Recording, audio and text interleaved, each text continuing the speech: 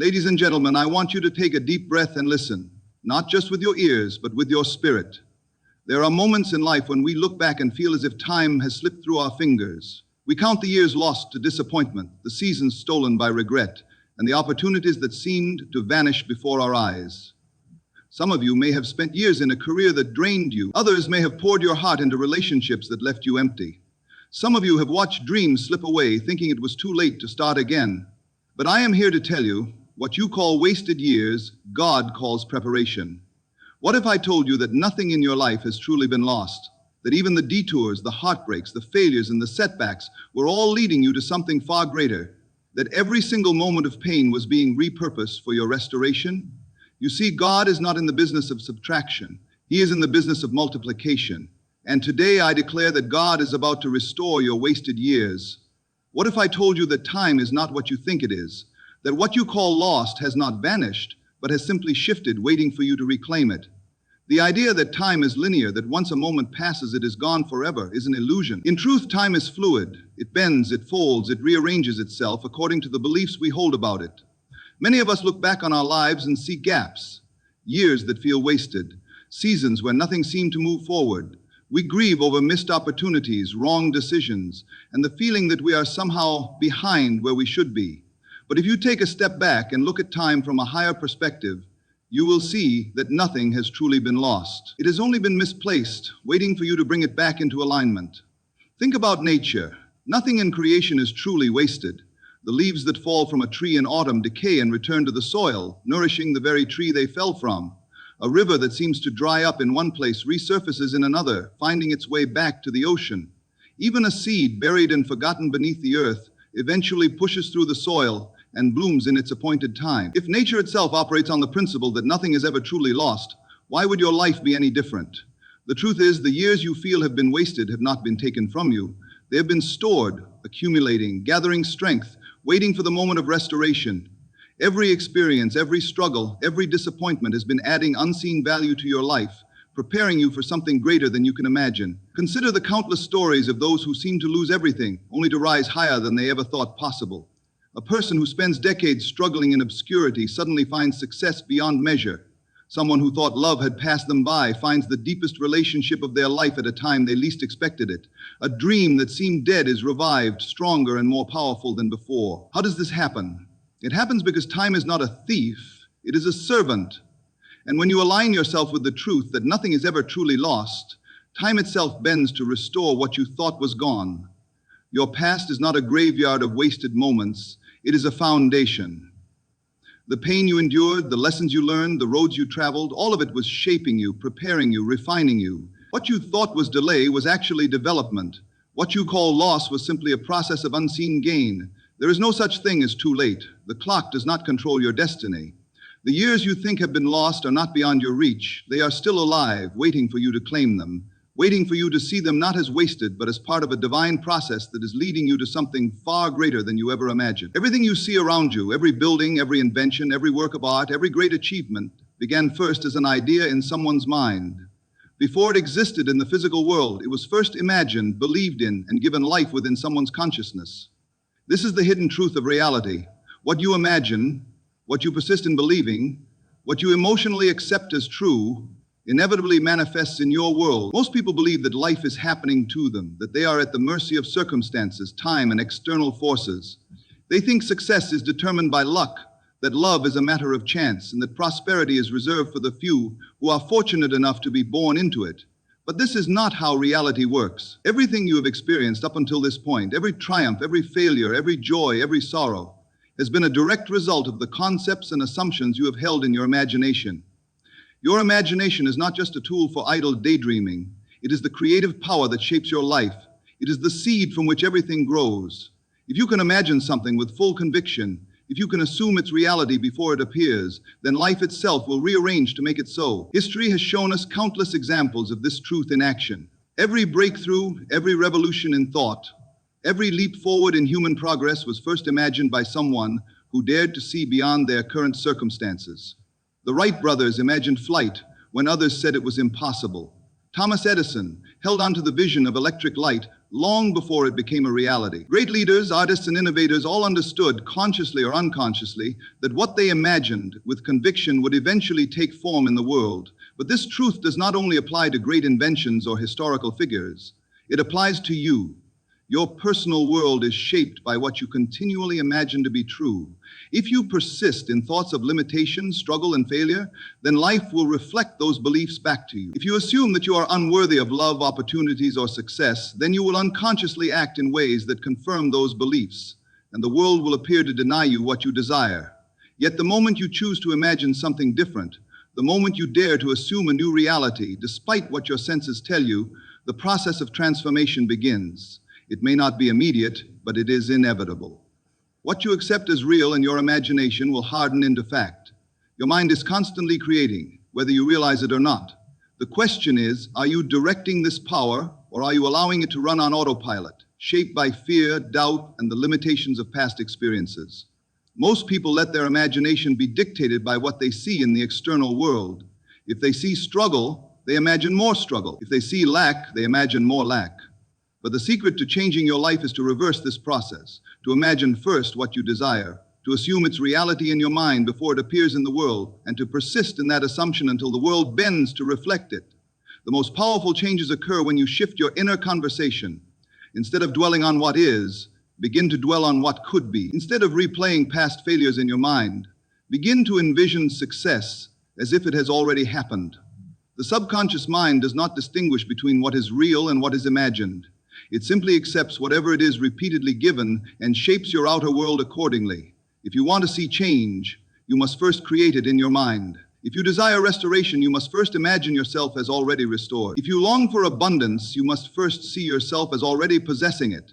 If you wish to be loved, you must first assume that love is already yours. The reality you experience is nothing more than the outpicturing of your inner state. Change the inner state, and the outer world must follow. This is not wishful thinking, it is the fundamental law of creation. It has been working in your life all along, whether for better or worse, based on what you have chosen to consistently imagine. Your imagination is the key to everything. It is the bridge between where you are and where you want to be. What you dare to assume as true today will become the reality you live tomorrow. Rebirth is not a one-time event. It is an ongoing process woven into the fabric of life itself. Every moment, every thought, every shift in consciousness is a form of rebirth. People often think of rebirth as something mystical or something that happens only after death. But the truth is far more immediate.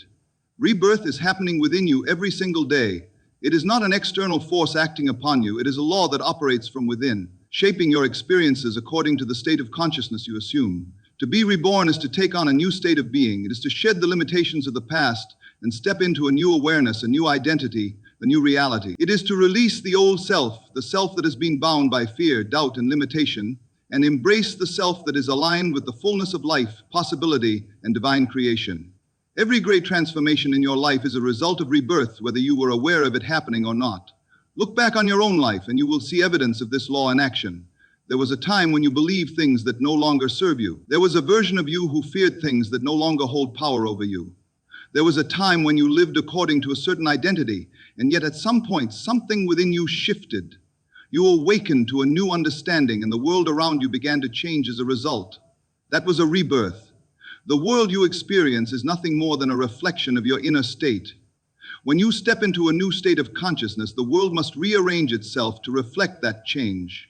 The law of rebirth is the law of transformation. It is the realization that the moment you assume a new identity in your mind, you are born again into a new experience of life. Consider the caterpillar. It crawls upon the earth, unaware that it holds the potential to become something far greater. But when the time comes, it enters a state of transformation. It dissolves completely, breaking down all that it once was. And from that dissolution, a new form emerges. A butterfly, capable of flight, no longer bound to the earth. The caterpillar does not resist this process. It surrenders to it, knowing that it is simply the natural order of things. And so it is with us. Rebirth does not come through effort or struggle. It comes through surrender. It comes when you are willing to let go of the old self, the old story, the old limitations, and fully embrace the new. The moment you assume a new state, the old self begins to fade, and a new reality takes form. The problem is that most people remain trapped in cycles of their own making, repeating the same patterns over and over because they have not allowed themselves to be reborn. They cling to old memories, past failures, and limiting beliefs, not realizing that at any moment they can step into an entirely new state of being. They do not recognize that their identity is not fixed, that who they are today is not who they must be tomorrow. The law of rebirth is always available. It is simply a matter of choosing to enter into it. Every great spiritual teaching, in some form or another, speaks of the necessity of being born again. But this is not referring to a single moment or ritual. It is a continuous process, a conscious decision to leave behind what no longer serves you and embrace the reality you desire. The moment you accept a new truth, a new possibility, a new self-concept, the old begins to dissolve and the new begins to take root. Rebirth is not about changing the world around you, it is about changing yourself. The world is only a mirror. The circumstances, the people, the experiences you encounter are all reflections of the state you are dwelling in. When you shift that state, when you assume a new reality, a new belief, a new way of being, everything around you begins to shift accordingly. There are those who will resist this truth because they have been conditioned to believe that change takes time, that transformation is difficult, that they are at the mercy of fate. But time itself is an illusion, and transformation is only difficult when we resist it. Rebirth does not require struggle. It requires willingness. It requires the courage to step beyond what is familiar and embrace the unknown. The law of rebirth is working within you even now. Every time you entertain a new idea, every time you allow yourself to imagine something greater, every time you let go of an old identity that no longer serves you, you are being reborn. And as you continue to step into this truth, you will come to realize that you are not bound by the past, you are not limited by the mistakes you have made, and you are not trapped by the circumstances you once believed were unchangeable. To be reborn is to recognize that who you were yesterday does not define who you are today. It is to understand that you are not your past failures, you are not your old fears, you are not the sum of your previous experiences, you are something far greater. The law of rebirth is not something that happens to you, it is something you activate within yourself the moment you decide to step into a new reality. Restoration is not something that happens to you, it is something you step into. It is not a gift given by an external force, nor is it a matter of luck or chance. Restoration begins the moment you assume the feeling of being whole again, the moment you dare to believe that what was lost is already returned, that what was broken is already made whole, that what was wasted is already renewed. The greatest mistake people make is waiting for restoration to come before they allow themselves to feel it. They look at their lives, at the years they believe have been wasted, at the opportunities they think have been lost, and they convince themselves that unless they see physical proof of restoration, they cannot feel restored. But the truth is that the feeling must come first. The state of mind you dwell in determines the reality you experience. Everything in life operates according to a divine order. Just as a seed must first be planted in the soil before it can grow into a tree, so too must the seed of restoration be planted in your imagination before it can manifest in your world. And the seed of restoration is planted through feeling.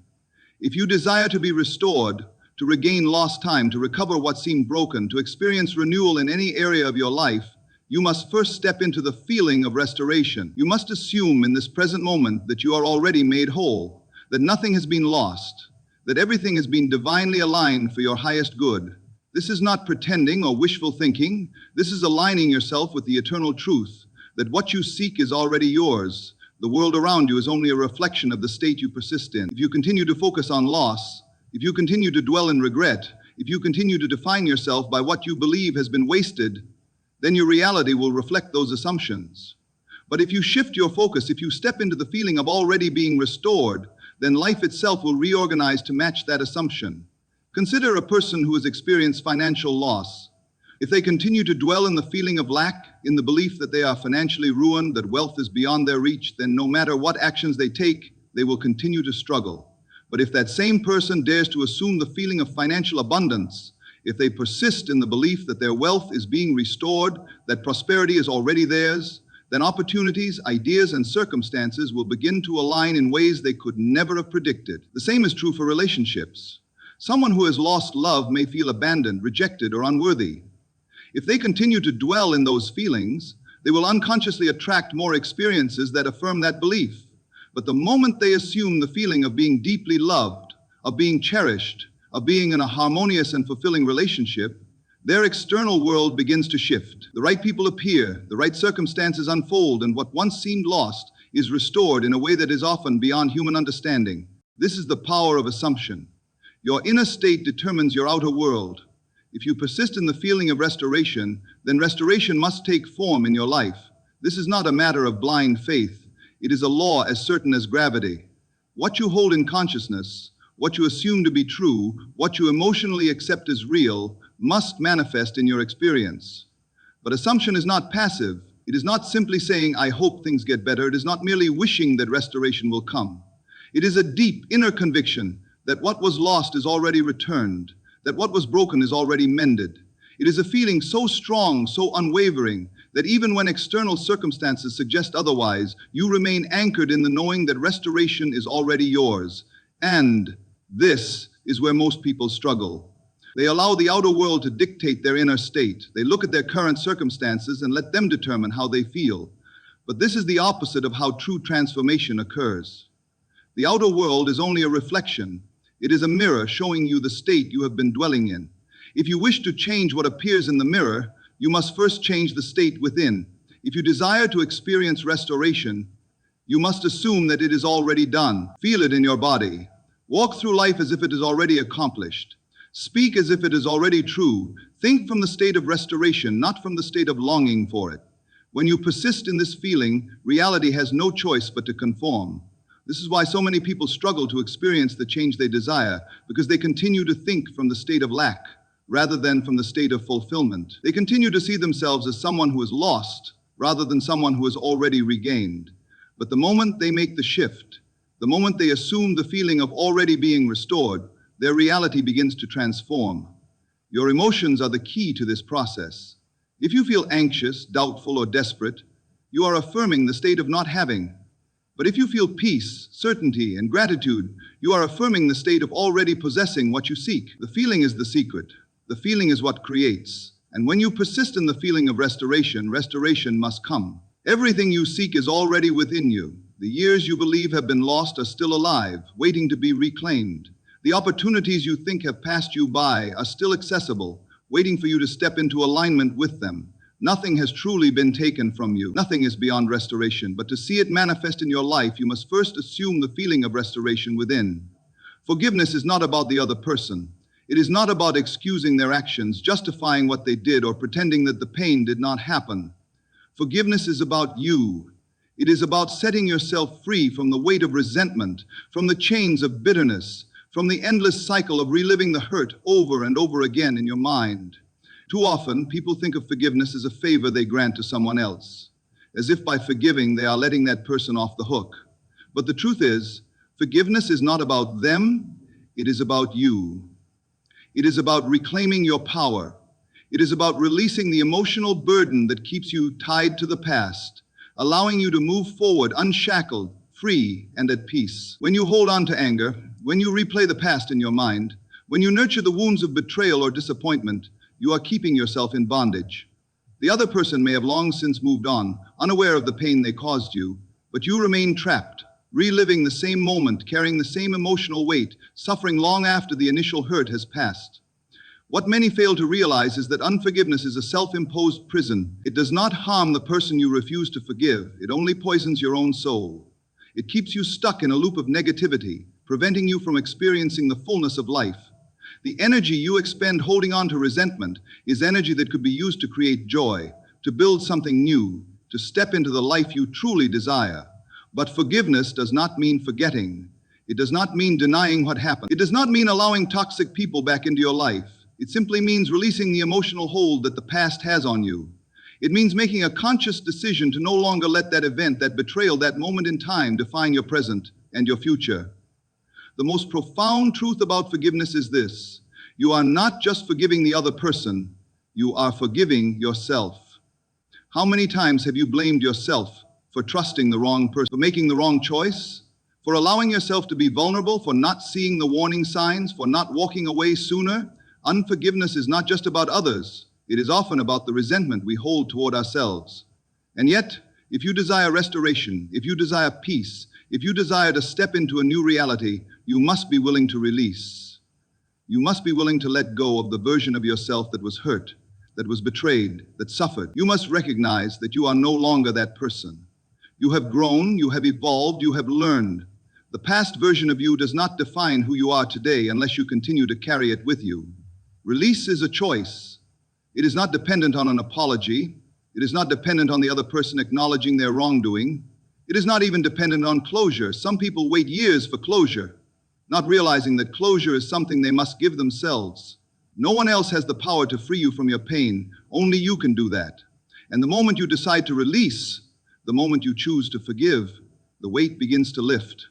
But how do you forgive when the pain feels unbearable? How do you release something that has shaped your entire reality? You begin by shifting your perspective.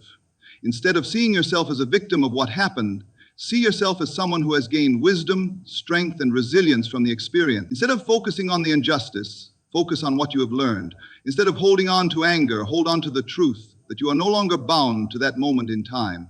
Forgiveness is not an emotion, it is a decision. The feeling may not come immediately, the hurt may still linger, but the moment you make the decision to forgive, you set something in motion. You create an opening for healing, and as you persist in that decision, as you continue to affirm your freedom, the emotions will eventually align.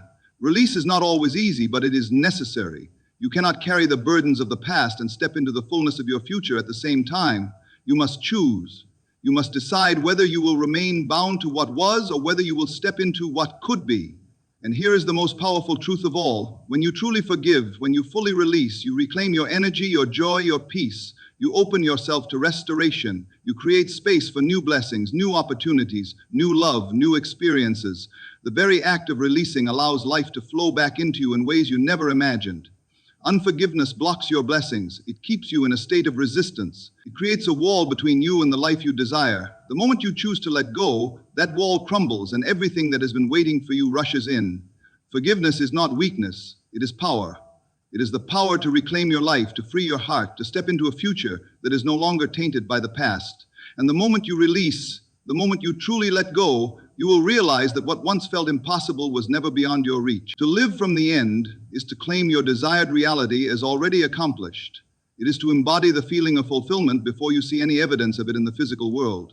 It is to walk, think, and act as if what you desire is already yours, not as a mere wish, not as a hopeful expectation, but as a fact so certain that no external circumstance can shake your belief. Most people live life looking at their current circumstances and allowing those conditions to dictate what they believe is possible.